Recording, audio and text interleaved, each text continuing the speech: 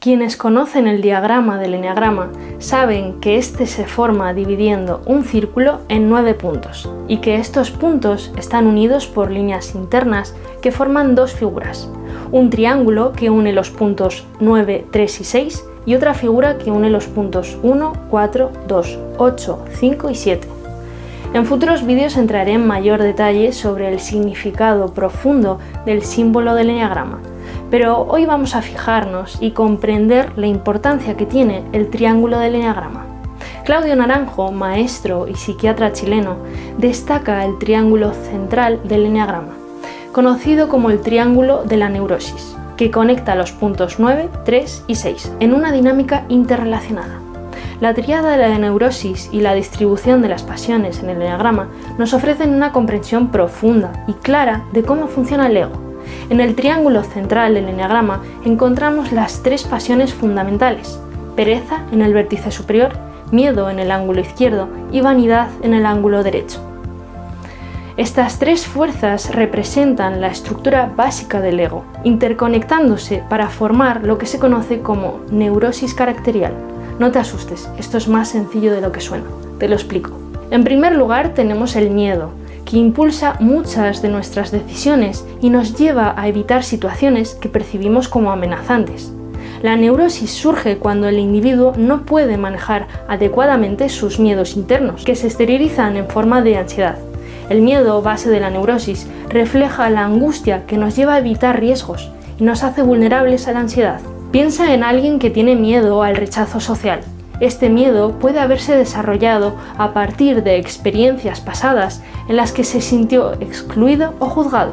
Ahora, cada vez que debe enfrentarse a situaciones como hablar en público, asistir a reuniones sociales o expresar su opinión, siente una intensa ansiedad, porque percibe estas situaciones como una amenaza. Para evitar esta sensación incómoda, decide no ir a eventos, hablar lo mínimo o adaptarse a lo que los demás esperan, aunque eso implique traicionar sus deseos o necesidades. A corto plazo, evitar estas situaciones reduce su ansiedad, pero a largo plazo refuerza el miedo, ya que nunca enfrenta la raíz del problema. Este círculo vicioso muestra cómo el miedo impulsa muchas de sus decisiones y limita su vida. En lugar de gestionar sus emociones y enfrentarse a lo que teme, el miedo se convierte en un patrón automático que le mantiene atrapado en la angustia y la evasión. El segundo es la inautenticidad o la tendencia a traicionarnos a nosotros mismos para encajar o protegernos. Esta vanidad refleja una obsesión con la propia imagen, ya sea la forma en que nos vemos a nosotros mismos o cómo queremos ser vistos por los demás, buscando constantemente la validación externa y desconectándonos así de nuestra verdadera esencia. Un buen ejemplo de esto es alguien que, para ser aceptado en su círculo social, siempre intenta proyectar una imagen de perfección. Es amable con todos, evita mostrar sus debilidades y siempre dice lo que cree que los demás quieren escuchar, aunque no esté de acuerdo. En el trabajo, esta persona podría aceptar tareas adicionales, aunque esté agotada, porque quiere que los demás la vean como alguien responsable y eficiente. En su vida personal podría ocultar sus sentimientos de tristeza o enfado para mantener una imagen de todo está bien.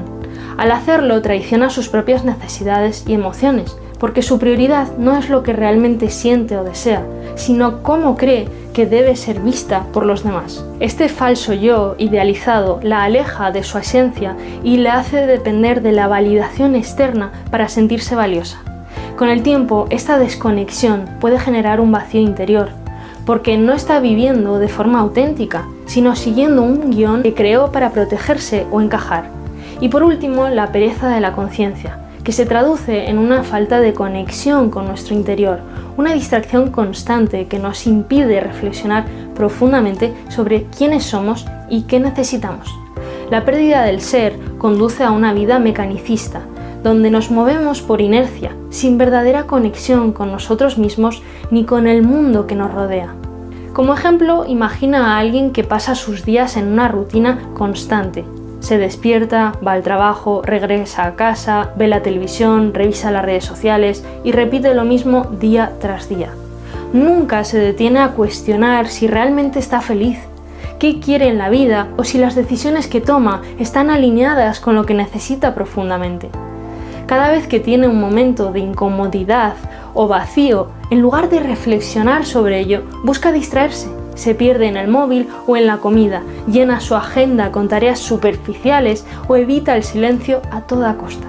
Esta pereza de la conciencia no es simple cansancio, es un mecanismo que la mantiene desconectada de su mundo interior. Con el tiempo, esta falta de conexión le lleva a vivir de manera automática, sin cuestionar sus hábitos, pensamientos o emociones. Aunque aparentemente todo funciona, hay una sensación de desconexión y vacío, porque no está viviendo desde su verdadero ser, sino moviéndose por inercia. Quiero destacar que estas tres fuerzas están interconectadas y se refuerzan entre sí, creando un círculo vicioso que alimenta nuestra neurosis. La falta de conciencia refuerza el miedo impulsa la necesidad de construir una imagen idealizada, y esta imagen, a su vez, profundiza nuestra desconexión con el ser. Comprender esta tríada central nos permite ver cómo las pasiones no son simplemente estados emocionales, sino impulsos profundamente arraigados que moldean nuestras actitudes y decisiones.